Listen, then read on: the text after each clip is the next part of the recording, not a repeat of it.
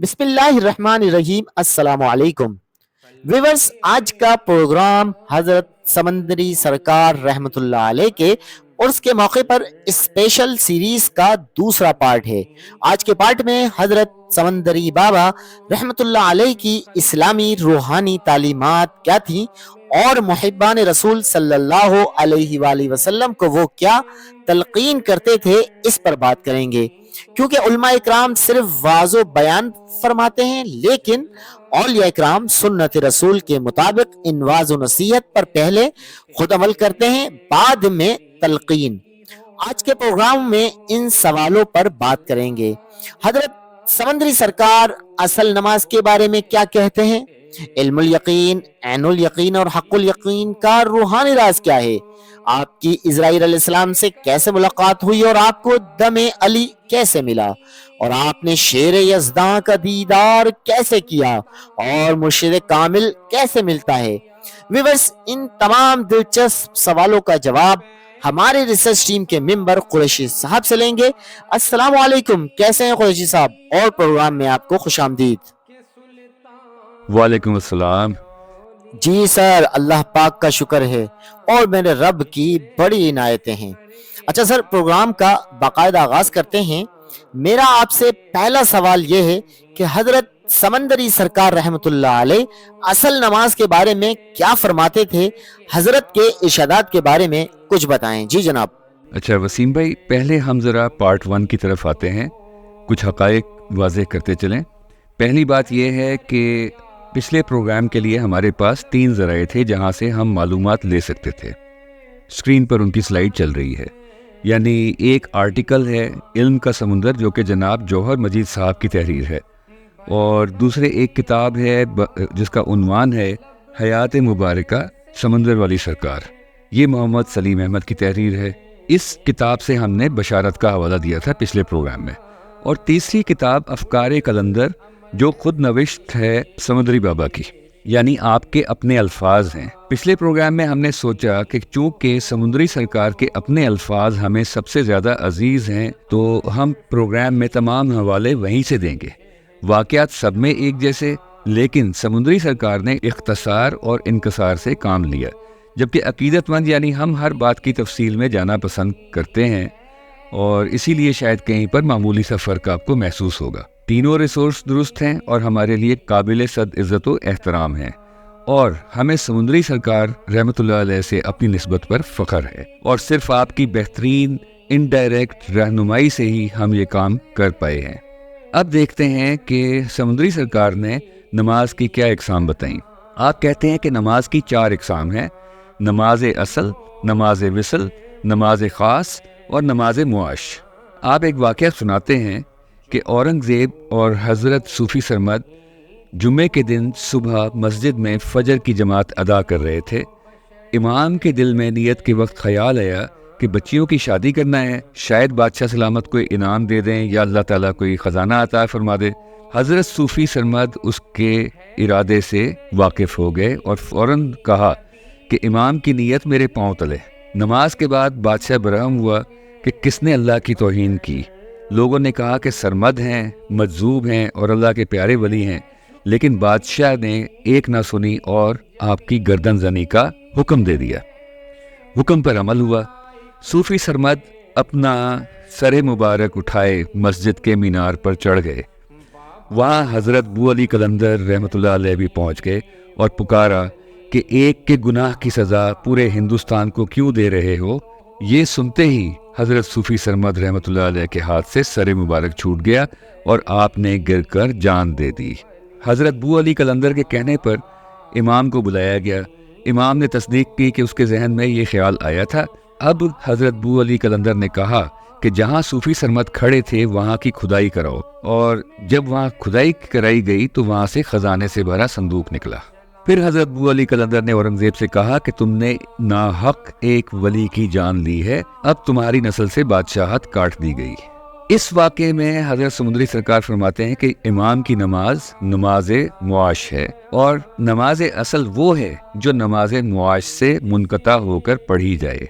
نماز وصل وہ ہے کہ جب حضرت علی علیہ السلام کے جسم میں تیر پیوست ہوتے تھے اور حضور پاک صلی اللہ علیہ وسلم فرماتے تھے کہ جب علی نماز میں ہوں تو نکال دینا، تو آپ علیہ السلام کو پتہ ہی نہیں چلتا تھا۔ یہ نماز وصل تھی۔ مرشد کا کام یہ ہوتا ہے کہ طالب مرید کو یہ تمام مقامات طے کرائے۔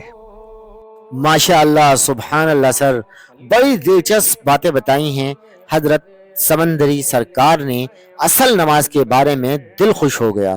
اچھا سر، میرا اگلا سوال علم الیقین، عین الیقین، حق الیقین کے بارے میں ہے۔ ان کے روحانی رازوں کے بارے میں حضرت سمندری سرکار رحمۃ اللہ علیہ نے کیا فرمایا ہے، اس پر بھی کچھ روشنی ڈالیں۔ جی سر۔ علم الیقین کا مطلب یا مقصد ہے علم پڑھنا اور اس کا مشاہدہ کرنا۔ اس کے بعد عین الیقین یعنی کہ آنکھوں سے دیکھنا۔ علم تو سبھی پڑھتے ہیں، جب مرشد کا دامن پکڑ لیں تو مرشد عین الیقین دکھاتے ہیں، یعنی کہ آنکھوں سے دیکھنا۔ عین آنکھوں کی طرف اشارہ ہے۔ جب مرشد عین الیقین کی آنکھوں کا پیوند کرتا ہے تو طالب مرید کو شب و روز مراقبہ اور غور و فکر کرنا پڑتا ہے، تو اس کو حق الیقین ہو جاتا ہے۔ حق الیقین اس چیز کو کہتے ہیں کہ اللہ تعالیٰ کو یقین کی آنکھ سے دیکھنا، یعنی کہ طالب کو تصدیق ہو جاتی ہے کہ واقعی خدا سمیع البصیر ہے۔ پھر اس کو پتہ چلتا ہے قرآن مجید میں اللہ تعالیٰ نے فرمایا ہے کہ اللہ تعالیٰ شہرک کے قریب ہے۔ یہ مقامات مرشد دکھاتا ہے۔ حضرت خواجہ معین الدین چشتی فرماتے ہیں کہ اگر مناظرہ کرنا ہو تو علم پر عبور رکھنے والے، جس کا نام ہے علم الیقین، علم الیقین سے مناظرہ کرنا چاہیے۔ اگر وہ لوگ علم الیقین سے غافل نہ ہوں تو ان کو عین الیقین دکھانا چاہیے۔ اگر عین الیقین سے بھی وہ لوگ قائل نہ ہوں تو حق الیقین سے ان کے ساتھ مناظرہ کرنا چاہیے۔ اگر حق الیقین سے بھی قائل نہ ہو تو مشاہدہ کرنا چاہیے، جس کا نام ہے مراقبہ۔ مراقبہ کر کے ان کو دکھانا چاہیے۔ یہ ہے حق الیقین۔ جب ان کے وجود رہیں گے اور ان پر خوف خدا طاری ہو جائے گا، پھر غیر مذہب اسلام کے دائرے میں شامل ہو سکتے ہیں۔ یہ فرمان تھا حضرت سمندری سرکار کا۔ سر سبحان اللہ، حقیقت حال بھی یہی ہے جو یقین کا فلسفہ حضرت سمندری سرکار رحمۃ اللہ علیہ نے دیا۔ یہ فلسفہ ہر صوفی بزرگ ولی کامل نے اپنے مریدین کو وہ دیتے آئے ہیں۔ اچھا سر، میرا اگلا سوال اسرائیل علیہ السلام سے ملاقات کے بارے میں ہے۔ یہ کیا روحانی معاملہ تھا، اس پر بھی سر کچھ لب کشائی فرمائیں۔ جی جناب۔ سمندری سرکار فرماتے ہیں کہ حسب دستور میں اپنے مراقبے میں رہا کرتا تھا۔ مرشد سرکار نے یہی فرمایا، جاؤ بیٹا اپنا وقت ضائع مت کرو، اللہ کی عبادت میں مصروف رہا کرو۔ میں سیدھا مزنگ روانہ ہوا، جہاں کہ میرا ایک دوست رہائش پذیر تھا جو کہ بہت با اخلاق اور مخلص تھا اور شفیق بھائی جیسا سلوک کرتا تھا۔ میں ان کے گھر گیا، دعا سلام کی۔ انہوں نے میری خلوت نشینی کے لیے ایک جگہ مخصوص کی ہوئی تھی جو کہ اوپر چھت پر بنی ہوئی تھی۔ میں اوپر جا کر اپنے مراقبے میں مشغول ہو گیا اور اسی اثنا میں میرے پاس ایک بلی آئی جس کا رنگ سیاہ تھا۔ میں اسے دیکھتا رہا، وہ مجھے دیکھتی رہی۔ دیکھتے ہی دیکھتے اس کا رنگ تبدیل ہو گیا اور میں یہی سوچتا رہا کہ میں اس وقت محو حیرت ہوں، ہو سکتا ہے کہ یہ میری آنکھوں کا دھوکہ ہو، مگر میں اسے بغور دیکھتا رہا۔ پھر اس کا رنگ سفید ہو گیا اور پھر دیکھتے ہی دیکھتے اس کا رنگ پھر تبدیل ہوا، جو کہ ڈبی دار تھا، یعنی دھبے سے پڑے ہوئے تھے اس پہ۔ پھر مجھ پر گھبراہٹ طاری ہو گئی، مگر مجھے اپنے مرشد پر ناز تھا۔ مجھے کسی چیز کا غم کیسے ہو سکتا تھا؟ میں یہی سوچتا رہا کہ جو کچھ ہوتا ہے ہونے دو۔ آخرکار میں دیکھتا رہا، ایک بار پھر اس نے رنگ بدلا، چوتھی بار اس کا رنگ زردی مائل ہو گیا۔ سخت گھبراہٹ طاری ہو گئی، میں اٹھا اور نیچے آ گیا۔ جب گھر کے مکینوں نے مجھے دیکھا، میرا تمام جسم زرد ہلدی کی مانند تھا۔ گھر کے مکین بھی ڈر گئے، وہ کہنے لگے کہ ابھی تمہارا رنگ ٹھیک تھا، اب کیسے زرد ہو گیا؟ تمہارا جسم بھی بے جان اور بے حال ہے۔ میں ایک مردہ لاش کی طرح تھا۔ آخر گھر کے مالک نے کہا کہ مرشد سرکار کے پاس جاؤ، کیونکہ وہ بھی گھبرا گئے۔ میں رکشے میں سوار ہو کر سیدھا مرشد سرکار کے دربار میں حاضر ہوا۔ جب مرشد سرکار نے دیکھا تو تبسم فرما کر کہنے لگے کہ بزدل نہ بننا، میرا دھیان اور فکر تمہاری طرف ہی لگا رہتا ہے۔ اگر آپ نہ اٹھتے تو کم از کم وہ 7 رنگ بدلتا اور اس کے بعد پھر اپنی اصلی حالت میں آتا۔ میں نے عرض کی کہ یا سرکار یہ کون تھے؟ فرمانے لگے یہ اللہ تعالیٰ کے فرشتے اسرائیل تھے، یہ میرا اشارہ تھا کہ تم یہاں میرے پاس آؤ۔ پھر فرمانے لگے میرے قریب آ جاؤ۔ میں ان کے قریب پہنچا تو انہوں نے دم کیا اور میں اسی وقت اپنی اصلی حالت میں آ گیا۔ تو یہ احوال تھا جناب آپ کا اس واقعے کا۔ بہت خوب سر، سبحان اللہ العظیم و بحمدہ۔ سر واقعی عقل دنگ کر دینے والا روحانی معاملہ تھا یہ، اور قربان جائیے سمندری سرکار رحمت اللہ علیہ کے مرشد پر جو اس حقیقت حال سے واقف تھے۔ اچھا سر، یہ دم علی ملنے کے روحانی اشارے کے بارے میں بھی کچھ بتائیں۔ جی سر۔ آپ فرماتے ہیں کہ ایک دفعہ کا ذکر ہے کہ میں نے اپنے مرشد سرکار کو باطن میں دیکھا۔ لوگوں کا مجمع بہت لگا ہوا تھا، مرشد سرکار بیچ میں بیٹھے ہوئے تھے۔ یہ میں نے زمینی نظارہ نہیں بلکہ یہ آسمان کی بلندی پر دیکھا۔ یہ عجیب و غریب عالم تھا، کیونکہ رسول پاک صلی اللہ علیہ وسلم نے فرمایا کہ 18,000 عالم ہیں۔ پتہ نہیں یہ کس عالم کا نظارہ مجھے میرے مرشد سرکار نے دکھایا۔ آخر میری طرف مخاطب ہو کر فرمانے لگے، بیٹا ادھر آ جا۔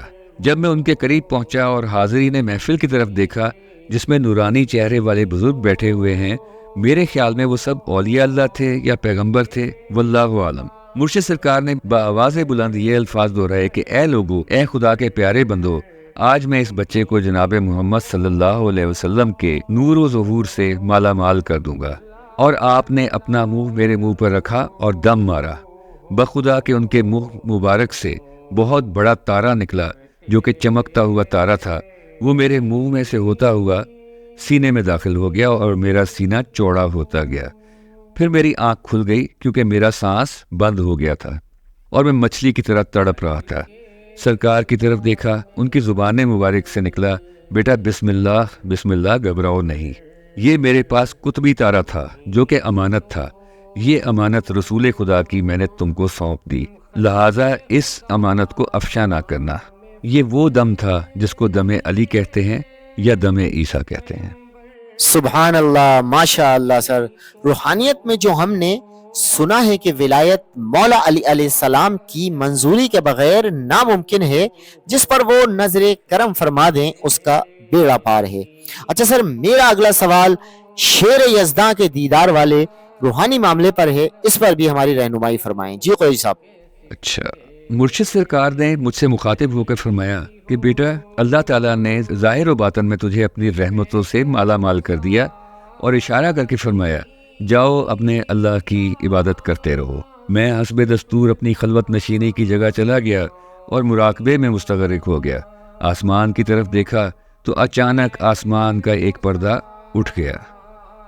پہلے نیلے رنگ کا تھا، بعد میں ہرا ہو گیا اور چمکتا ہوا مانند نور جیسا ہو گیا۔ ہرا ہونے کے بعد ایک پردہ اور اٹھ گیا، اب رنگ ہلکا لال رنگ کا ہو گیا، اور اس کے بعد ایک اور پردہ اٹھ گیا۔ میں حسب دستور اپنی عبادت میں محو ہوں۔ پھر آسمان کا رنگ جامنی رنگ جیسا ہو گیا، اور اس جامنی رنگ والے آسمان کو میں دیکھتا ہوں، حیرت زدہ ہو گیا اور خود اپنے آپ سے کہتا ہوں کہ اے خدا، میں کیا نظارہ دیکھ رہا ہوں۔ یہ سب مرشد کی کرم نوازی تھی، ورنہ میں کس قابل تھا، اور میں اپنے ہوش و حواس کھو بیٹھا تھا، اس نظارے میں گم سم ہو بیٹھا۔ پھر میری نگاہوں کے سامنے ایک بہت بڑا شیر آ گیا جس کا رنگ بھی جامنی تھا، جامنی کی طرح تھا۔ اس کو دیکھ کر میں کافی حیرت زدہ ہو گیا۔ وہ دیکھتے ہی دیکھتے دوڑتے ہوئے آئے اور میرے سر کے اوپر سے گزر گئے۔ یہ نظارہ کم از کم 2-3 گھنٹے میں دیکھتا رہا۔ آخر میں اپنے مرشد سرکار کے پاس گیا، السلام علیکم کہا اور جواب وعلیکم السلام دیا انہوں نے۔ جب میں نے آپ کے چہرے مبارک کو دیکھا تو آپ نے تبسم فرمایا اور فرمانے لگے، بیٹا شیر یزداں دیکھا؟ یہ خدا کا شیر تھا جس کا نام علی مرتضیٰ ہے، گھبراؤ نہیں، یہ اللہ کی عنایت ہے جس کو جس طرح نواز دے۔ آخر آپ نے اپنے دست مبارک دعا کے لیے اٹھائے اور میرے حق میں دعا کی، اور دربار میں حاضر لوگوں سے مخاطب ہو کر کہا کہ جہاں کا دل ایک طرف اور دوسری طرف میرے اس بیٹے کا دل کافی ہے۔ سبحان اللہ، سبحان اللہ سر۔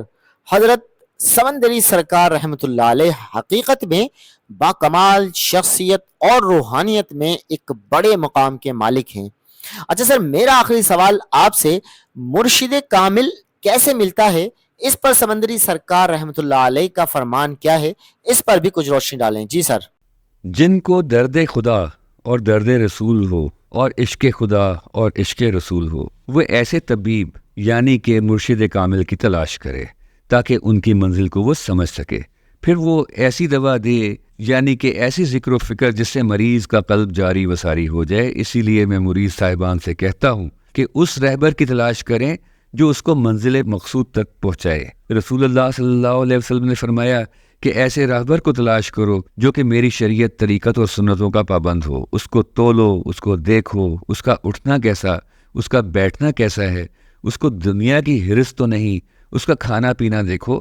جب وہ ان چیزوں سے مبرہ ہوگا، یعنی کہ پاک صاف ہوگا، اور اس کے اوصاف و اخلاق اچھے ہوں گے، پھر اس کا دامن پکڑ لینا. اسی لیے میں نے مریدوں کو اشارہ دیا کہ ایسے طبیبوں کے پاس جاؤ جو ایمان کو تر و تازہ کر دیں.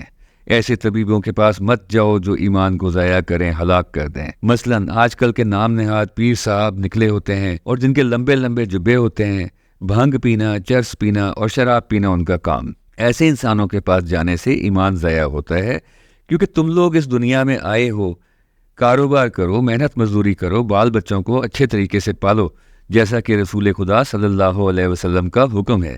میرے بھائیوں، پاک رزق حلال کمائی اور 5 وقت نماز پڑھنا اور ذکر و فکر کرنا، ان چیزوں سے ایمان تر و تازہ ہو جاتا ہے اور منزل مقصود تک پہنچ جاتا ہے. ان لوگوں کے پاس مت جاؤ جو بھنگ، چرس اور شراب پینے والے ہیں. ان کے پاس جانے سے ایمان متزلزل ہو جاتا ہے. قبروں پر بیٹھنا اور قبروں کی پرستش کرنا یہ رسول اللہ صلی اللہ علیہ وسلم کے حکم کے خلاف ہے. تو یہ فرمان تھا آپ کا مرشد کامل کو ڈھونڈنے کے بارے میں. ماشاء اللہ، سبحان اللہ سر. آپ نے حضرت سمندری سرکار رحمۃ اللہ علیہ کی زندگی کے ان چھپے ہوئے رازوں پر سے پردہ اٹھایا. جو حقائق بیان کیے وہ روحانیت کے طالب علموں کے لیے مشعل راہ ہیں. ویورز، اب پروگرام کا اختتام کرتے ہیں. اب سمندری سرکار سیریز کے تیسرے پارٹ کے ساتھ جلد حاضر ہوں گے. قریشی صاحب، آپ کا بھی پروگرام میں شرکت کرنے کا بہت شکریہ. جی، آپ کا بھی بہت بہت شکریہ. ویورز، آپ نے پروگرام دیکھا، آپ کو کیسا لگا ہمیں کمنٹس کریں. چینل کو سبسکرائب، ویڈیو کو لائک اور دوست احباب میں شیئر ضرور کریں. ہمیں اجازت دیں. خوش رہیں، سب کو خوش رکھیں. اللہ نگہبان.